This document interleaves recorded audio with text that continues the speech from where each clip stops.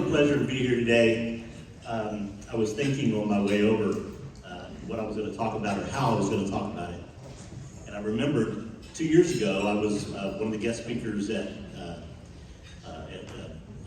the clinic, Bethesda Clinic, at their birthday celebration. And I had everything planned out. I had to talk for about 10 minutes. I had everything planned out. I had it on my cell phone. It was all written out, ready to go. I'm sitting at the table, ready to get up. They introduce me, and I stand up, looking at my talk. And when I got on the stage, it was gone. I had no idea what I was going to say. I had to remember everything that I had written down. So I did it. I mean, I talked from the heart. I talked to the people that were there about Bethesda. It was a great conversation. It was a great talk. So I decided today I wasn't going to go through that process because I would lose it probably before I came on. So KNUE 101.5 is an incredible pinnacle of Tyler. It has been for years and years and years. And I'm really honored to come back into the marketplace. I've been out of the market for several years, but I've had 40 years of experience in marketing and radio and TogiNet radio. And that experience brought me to, God brought me to Town Square Media, but that experience gave me the ability to do what I do. And one of those things that I came up with was this idea. And I gotta be honest, I went to Henry Bell first. And Henry said, well, what's the catch? I said, no catch. He said, all right, let me go to my board and I'll find out. So what did I do? I went to Shelby's office. And Shelby said, right now, where do I sign? And 2 months later, Henry Bell calls.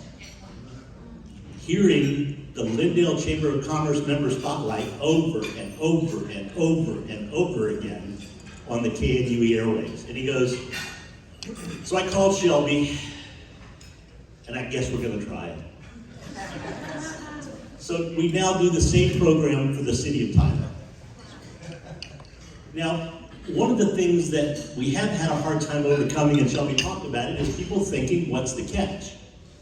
One of the things that I believe in this type of a format is that if I can help you and you can help me, then that's the nature of what a chamber does.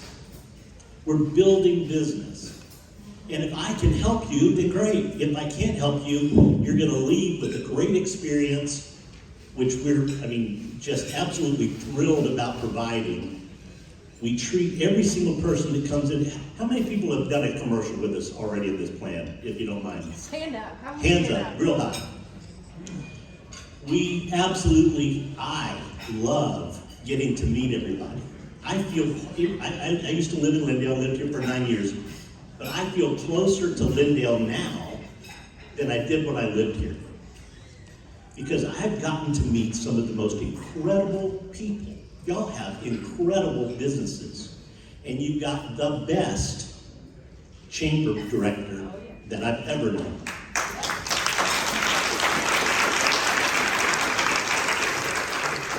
So there is no catch. We ask that you at least understand what we do because we're a lot more than a radio station. We have things that can help you. I don't try to sell anybody anything. I try to help people build business. And if I can do that for you, then great. And if not, absolutely fine. Come in, get your commercial put together. Let's get it out on the air. Let's get it on the chamber program. Let's get it into the on your social media so everybody can see and hear and find out more about you. Now, there are also some other things that people don't understand. We don't do just radio. We've got 4 incredible stations. We have over 250,000 listeners a week on those 4 stations. And someone said to me the other day, radio's dead. Really? We have 250,000. Did you know 55% of all adults still listen to traditional radio every single day? It is, in my opinion, the most expansive form of advertising that you can do because you're able to capture people's minds. TV thinks for you. Radio makes people think about you. And in this particular case, I love helping people manipulate that vision. And I don't mean manipulation in a bad way. I mean build it to where people have an absolute understanding of what you do, and they can see the vision of what you do by your words. So that's what we've done there. But the second thing is that we build and develop search engine optimization.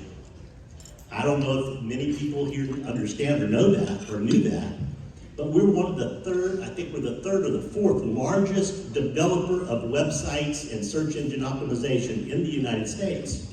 This is a national corporation. There are 365 stations, 77 markets, mostly in rural America. But we know how to do the search engine optimization. And one of the things that I've been finding out is there is a misunderstanding, I think, of digital and web development and search engine optimization. Let me try to explain just a little bit of that. Google is a machine, it's not a person. Google is looking to find out if you're a credible company. The way Google looks to see if you're a credible company is if all the directories that are out there, you're listed exactly the same way that you are on your Google business model. So, in other words, you've got Waze, and you've got, I can't even think of them, but there's 100 of them, at least 100 different directories that you need to be listed on, and your listing needs to be absolutely correct. If there's a period that's not in place, then Google looks at it and says, not credible. People out there are looking and searching for you. Lindale is the biggest Facebook town I've ever been in. Everybody believes in Facebook, everybody markets on Facebook. But there are other business potentials outside that you can bring into Lindale. You can bring those people in. I was visiting, I don't know if Rita is here today. Rita's cleaning service. Does anybody here know Rita? Wonderful lady, just love her to absolutely, just love her to death. She said, so how do I know how many people are looking for somebody like what I do? And I looked it up. Did you know that there are 1,400 searches a month for house cleaners in Smith County? On average. She looked at that, and she looked at me, and she said, well, I'm not getting any of those. I said, I know, but let me show you how you can get some of those. So I call that, and it's a non-derogatory term that I use, but I call those people that are searching for you low-hanging fruit. Those are people that want to do business with you. So that search engine optimization is incredibly important. I know a lot of you make money off of Facebook. It's a fabulous feature, but there are 3 different features involved, not just Facebook. So you have the map area, and you have the native area below. 55% of the people shop on that native area, below the paid ads and below the map side, because you can buy your way to those positions. Anybody can buy their way to those positions. But the people in the native section at the bottom earn those positions. And they earn their positions by being consistent with good reviews, great Facebook followers, everything combined. So that's just a smidgen of what I've learned that people have a misunderstanding about. We are also the 3rd largest digital marketing company in the United States. When I say digital, I'm not talking about website. I'm not talking about search engine. I'm talking about that cell phone that you got on the table in front of you. We know everything about you. Marketers do. We know where you've been. We know where you're going. And I was going to tell you about this, Shelby, and I'll tell everybody here. We, Town Square, just purchased a huge software for the United States. It's called Placer. I can draw a box around Country Fest area from this last Country Fest, and I can tell you how many people were there, and I can advertise just to those people. I can put a box around a bank here in town, and I can tell you every single customer that goes to that drive-through over the past 12 months. I I can tell you where they came from before they got to the bank, and I can tell you where they went after the bank. We can tell you, we can target those people, we can target market. Now, a lot of people look at me and they go, this is really, really scary. But it's also really, really, really smart to use. Because somebody is going to buy your product, whether it's from you or from somebody else. And if you can get to them on their phone or their PC or their iPad or their laptop, whatever the case may be, if you can reach them with your message, then you'll get them and somebody else won't. I don't have any more time to talk about it, but if you'd like to talk some more about it, let me know. But first and foremost, schedule your commercial. Come down and meet us. Tell us about your story. Tell us about your business history. We'd love to find out more about you, and we'd love for you to find out a little bit about us. Thank you. Thanks for having me. Being associated with Chick-fil-A, I often get a lot of the same questions asked over and over again. One of those questions is, what do you put in your food to make it so addictive? Like, what kind of drugs? Has anybody asked that question before? You probably thought about that? I always have to tell them, of course, I can't answer that. Also, I don't know if you know, I think a lot of y'all like our Chick-fil-A sauce, but it's actually a combination of 3 other sauces. I don't know if anybody knows that, but just so you know, you might want to write this down. It's actually barbecue sauce, honey mustard, and ranch. Oh, you know it? It's ranch? Oh, I'm sorry. So it's barbecue sauce, honey mustard, and ranch. And you should write that down because I know a lot of you have our Chick-fil-A sauce at home in your drawers, so when that runs out, you have some way to make some new stuff. Yeah, it's a dig, it's a dig. It's supposed to be funny. Okay, you got it. But honestly, the question I get asked a lot, and Shelby kind of talked about it earlier, is just how do we offer such great customer service? How are we so successful? And there's a myriad of reasons, and honestly, I don't have enough time to talk about those, but one thing I did want to talk about is what I believe is the foundation to our success, and I would also argue has had such a profound impact on my life personally. So many of you know me, of course, as the owner of the Chick-fil-A here in Lindale for the last 3 years, and we just had our 3-year anniversary. It's gone by fast, I know. I felt like it took forever to get here, and now here we are, it's been 3 years. But what many of you might not know about my story is I actually started with Chick-fil-A when I was 16. I became a franchise owner at the young age of 24, was one of the youngest operators ever selected, and started out in San Antonio. Had a great time there for about 2 years, and then was able to be selected to come back home to Tyler and operate the store that actually started out when I was 16. So it's been 19 years. So if you can add all that up, you've got math, you'll know how old I am now. But, and everything was great until it wasn't.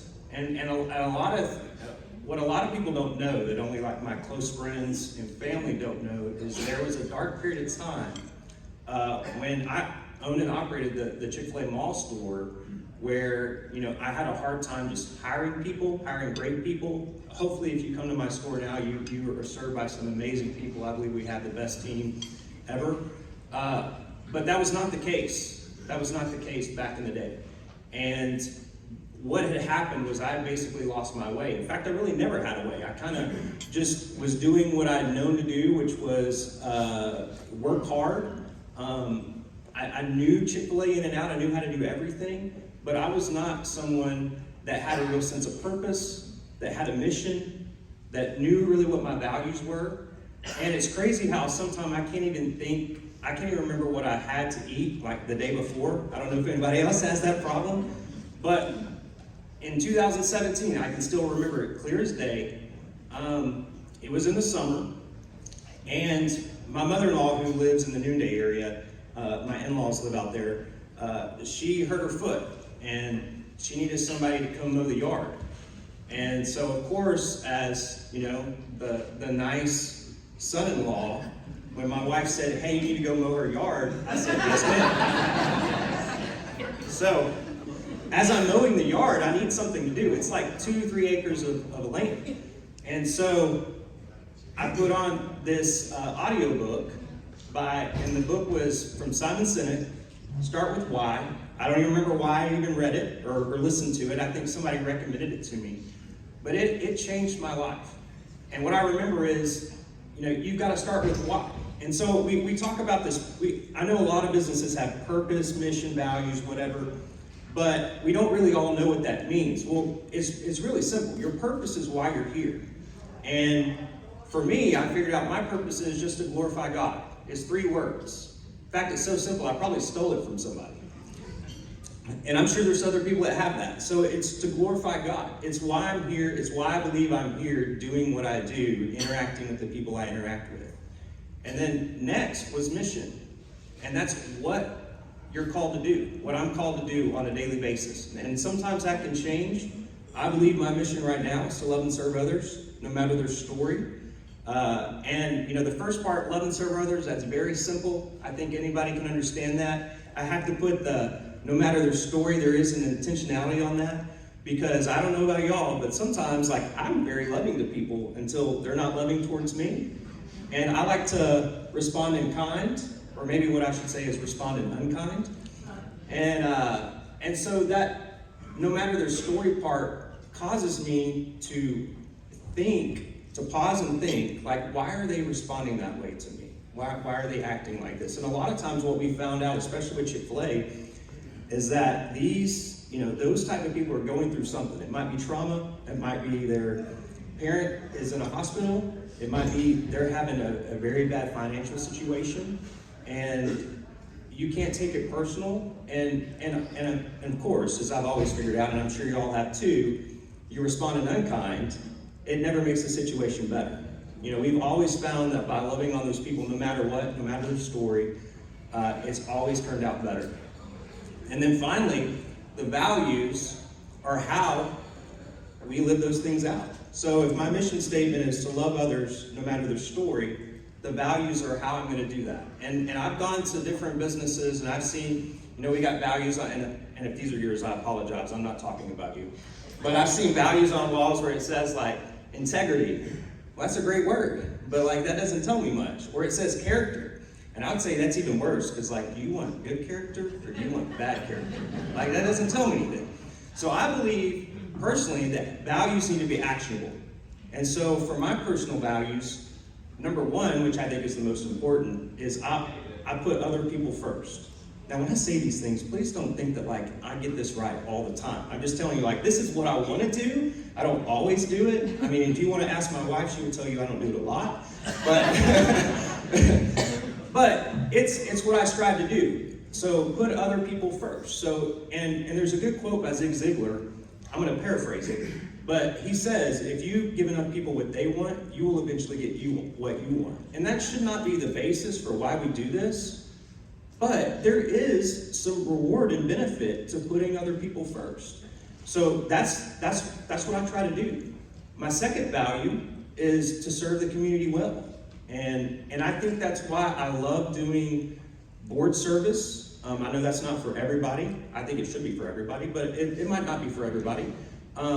I serve on a lot of boards, and again, my wife will tell you on too many, but it is a passion for mine. In fact, I have friends, I guess I'll call them friends, that give me a hard time. They're like, Joshua, every time I come by your store, we don't ever see you there. And so I usually have to tell them, well, if you hire better people and you develop them and show them leadership development, you could also work less in your store too. I'm just being a little funny. But, sorry, I can't read the room. It was a joke. But, to be honest, the reason I do that, besides empowering those people to where they can lead the business and not have me in there, because honestly, if I'm there all the time, I'm going to make things worse. I'm going to slow things down. But it allows me to do what only I can do, and that's serve the community. My team members and a lot of my leaders are not going to have the time that I have to pour into other organizations, whether it's nonprofits, community organizations, volunteer organizations. And so that's why my value of serving the community well is why I do what I do. Third value, for me personally, is just to take ownership. And I believe that's a very big, any business leader or any worker should do that. And I think we all appreciate when people take ownership. And so that's as simple as like, if I pull into my parking lot and I'm walking in and I see trash in the parking lot, I'm going to pick it up. It's not, is it really my job to do that? I mean, probably so, but there should be a team member out there doing that. Or if I go to the restroom and the restroom's dirty, I'm cleaning the restroom. Now, afterwards, I'm probably going to ask a team member, like, why is this not clean? But I'm not going to leave there, especially if a guest is coming in, and let them see that I'm not good enough to do that. But the other part, I think even the bigger part of take ownership is when you make a mistake, you admit it and you apologize. I've had to do that many a time, especially with my team members, and what that has resulted in a culture of where my team members will hold me accountable. My leaders hold me accountable. I ask them to, so if I make a mistake, they're going to call me out on it. Now they're going to do it nicely. I even remember there's this female team member who's like 16 who'd only been working for me for a week, and I get over there and try to help out in the drive-thru, and probably slowing it down. And I go to make her frosted lemonade, and I make it, and she was like, Mr. Joshua, that is not how we make the frosted lemonade. And I was like, you're right, and I'm sorry, and I thank you for calling me out. Thank you for calling me out. So I no longer make frosted lemonades. But I do think it's important, and I'll be honest, like, I hate admitting when I'm wrong, because I think part of it's a pride issue, and part of it you feel like you fail as a leader, but it's just so very important, and I found that it's been just such a benefit with my team members that they can trust me, and I love being held accountable, because there's a lot of times where I don't even see what I'm doing wrong. I need them there to do that. And then finally, my fourth value is to continuously grow, and I'm sure Brian would agree with that, but I feel like if you're not growing, you're dying, whether that's physical health, spiritual health, mental health. Just you've got to pour into yourself, especially as a leader of an organization where we're constantly training and developing leaders who are developing leaders. If I'm not pouring into myself, I'm not going to be able to pour into other people. And so I think it's very important that anybody, any organization, or any person is continuously growing themselves. And then fifth is just to be a good steward.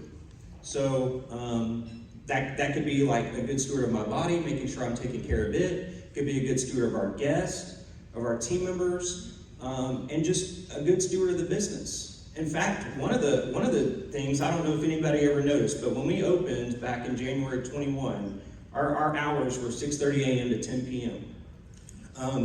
In October, we were given the ability to close at 9.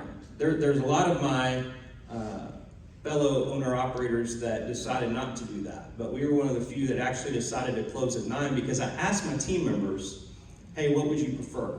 Now, I personally was fine closing at 10 because that's more sales, that's more profits, that's more money for me. But they resoundingly said, hey, we want to close at 9 because we want to have more time to be able to get home, to be able to study, to get some more sleep. And so we made the decision. It was not a hard decision. I mean, when they told me that, I was like, I got it. We're closing at 9.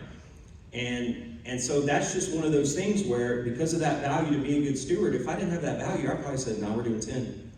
But because of that, we close at 9, and I think in the end it's going to pay dividends. I mean, we close on Sundays and we still make money, so it's apparently working. But I would also argue it's been a great tool for me to attract team members, because if they go somewhere else, they're going to have to work later. I can say, not only do you get Sundays off, but you get to get out of here at 10 o'clock if you'll do your job right. So just to wrap that up, purpose, it's why we're here. Mission, it's what we do. Values, it's how we do that. And then vision is always a hard one, but basically I tell people it's just your preferred future. It kind of wraps everything up. It's kind of like what you dream about to come based upon all those different things. So for me personally, it's just that anybody I come into contact with leaves better off than they were before. And again, that doesn't happen every single time, but it's something that I'm striving for on a daily basis. And because of that, just to go back to the story of being on the mower, After figuring all this stuff out, like it was not an immediate change in my business to where all of a sudden, like everything was perfect. Like I basically likened it to I'm like a rudderless ship sitting adrift in the ocean, and now I know where I want to go, but it takes time and work to get there. And so I remember I had to end up firing like my top leader, and then I had a leader come in to replace him. I had to fire that leader. And but all the decisions I were making, I was lining up with my values. And as we continue to do that and to select really great people, get rid of the ones who weren't, or they would self-select out, and quit, we started getting better and better. One thing I didn't tell you was that, being a mall operator for 14 years, as I was, is not normal in our industry. Usually you're only there for a couple of years and you get selected to a freestander. But because I didn't have a sense of purpose, values, mission, and was rudderless, I got told many, many times. But once we started making those decisions, and like I said, it didn't happen overnight, we started seeing success. Until eventually, like in 2019, we won Chick-fil-A's biggest award, which was Symbol of Success. Basically, it's a big sales award. And out of that, I got a brand new BMW X7. It was awesome. And of course, as anybody that wins an award like that, I had to immediately give it to my wife. So, this is why you don't get married, just so you know. But, and then in the same year, we were selected for Chick-fil-A Lindale. And, I never want to go through those dark days again and have to live all that out again. But I'm so grateful for the learning lessons from it. And honestly, I just have to keep reminding myself that I feel like if those things didn't happen, if I didn't go through all those dark days, I wouldn't be here with you. And I'm trying to. But I would say there's no place I'd rather be than serving this community. And so I appreciate you all, and thank you for having me. And if you have questions, just send them to Joshua Scott Johnson. Well, it is great to be with you, and certainly, Joshua, I appreciate your vulnerability. I appreciate, and I know Joshua well, I appreciate his clarity. That clarity that he shared with us, but from both a professional and personal brand perspective, it is super clear, and it is a great example for us. I also admire that I know that if I owned a Chick-fil-A, I would weigh 800 pounds. And so I also admire that. So, I was thrilled when Shelby asked me to come speak on personal and professional branding. This is a subject that I love because I focus pretty much all I do on leadership and communication and culture. And this is an aspect of it that's incredibly important. And I like what Debbie Millman says. If you look at this quote in her book, Brand Thinking, she basically says, our brand is our total image. And there are so many different things that go into it. The things that we say, the things that we do, the things we choose not to do, all of those make up our brand. And if you have a lot of interaction with somebody, then you've got a lot of data points. What they say, what other people say about them, what their Google review says, the service that you get. But as we think about that, I'll just go for me. I see some really familiar faces in the room, that they've been in a lot of different trainings that I've led, or they've been in strategic planning sessions. And for those people, the fact that professional is misspelled is a minor deal to them. But some of you, when I flashed that up there and you saw professional misspelled, you said, oh man, this guy's He doesn't know jack. You know, I'm going to dismiss him. Can I look at my phone without him seeing? You know, you just started to dismiss. So just to prove, there it is spelled correctly, okay? Just relax, take a drink. And so, I do that to illustrate a point. For some of you, I know that you instinctively dismissed and checked out because of that. And that is not surprising, but it makes up a good example of how our brand impacts our impact. It impacts our impact. It makes it where, can you really be trusted? Are you really going to be listened to? Are people really going to want to buy your products and services? All of those things are impacted by our brand. And here's a good definition for us. And I highlighted that word ongoing because it's constant. You know, a little typo, if you've had 100 interactions with somebody, it's going to be no big deal. If I am rude to Shelby up front, I would expect that 99.9% of you would go, I'm never doing business with Brian Brandt or Core Insights. It would just destroy the brand. And I've seen people do that kind of thing from on stage before. And it just wrecked the brand. So it's ongoing. There are various things that impact it. And these are how brands are conveyed. So here's a story for you. Labor Day of 1997 was my first day of working in Texas. I had moved here a couple of weeks earlier, and on Labor Day of 1997, I started working as CEO of Sky Ranch.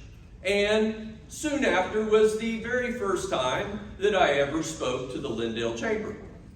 And when I came on as CEO, my board of directors had given me my marching orders. They explained that we had 5 years of dwindling enrollment, $1 million worth of debt that they had only recently realized.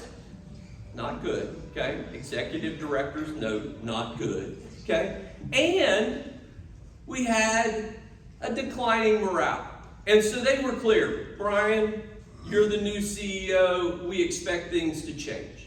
And so I came in to Sky Ranch and I started examining things. I started examining our brand. And I looked at our people, and overall, great staff, solid board, not any major changes that needed to happen.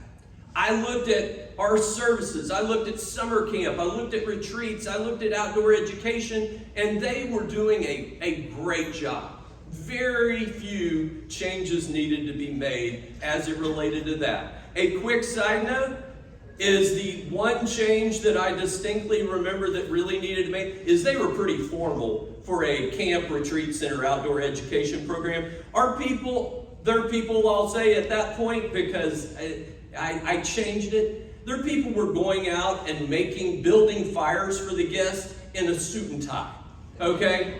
On closing day, when parents arrived to pick up the kids, the summer staff were in long pants and had a collared shirt. I made some changes. Guess what? Morale went up, all right? So, summer camp in Texas, you don't need people doing dress like that. And then I looked at some of the different mechanisms, like the systems. And like registration was good. But then I looked at our communication. I looked at our marketing. And I'm not exaggerating. If I gave you a brochure in 1997 and said, when do you think this was published? You probably would have said, 78, 79. No joke. Now, some of you in the room, if I would have handed you that, you would have been 2 years old and you would have just chewed on it. But I mean for the rest of us, you would have looked at that and you would have gone, this is from 20 years ago. Their communication was rough. And that was affecting our brand. The other thing I observed is people only experienced us in one way. Summer camp people didn't do retreats. Retreat people didn't do outdoor education. So I came in and I changed our marketing and I changed our cross-marketing and it changed our overall brand. But when we think about both our personal brand and our professional brand, we've got to examine what are we conveying? How are we conveying that brand? And so these are some things that we can think of to determine what is our desired brand. What really is it look like? And so these are some things that I did to really come at that. And we have to constantly be looking at what is our brand? How are we being perceived? And when we do that, when we really look at that and we think about, okay, what is it that makes up the image that people have of us, then we've got to think about our desired brand. We've got to think about where are we and where do we desire to be? And then we've got to think about, do the actions of others really match up with our desired brand? So if I had a coaching client recently that said she really wanted to be perceived as approachable and caring. And she proceeded to tell me that she had an open door policy in her business. And I asked her, how many people are walking through that open door? Not many. And so there was a gap there.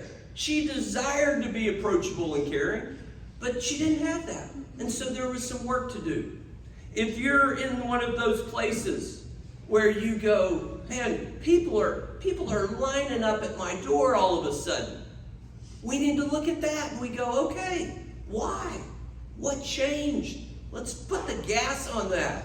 Let's do more of that.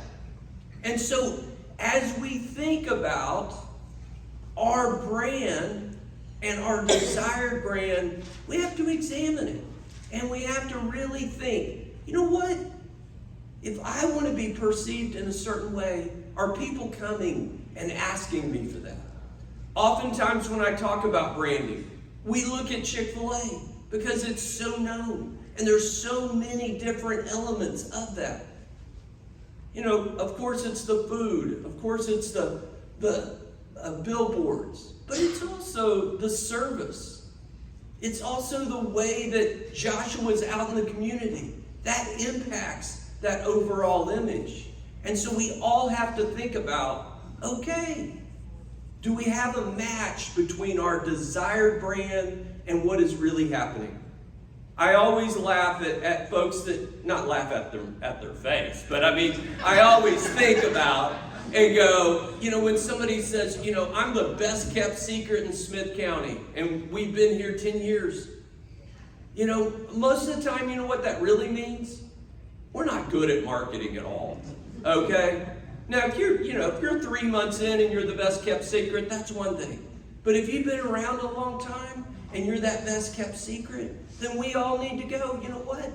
There's a disconnect there. There's something needs to happen. I've got to find a mentor. I've got to hire a marketing firm. I've got to do some things because it matters. It matters for us professionally, clearly. And a Chamber of Commerce is a great place to be to enhance that brand. Are you taking advantage of it?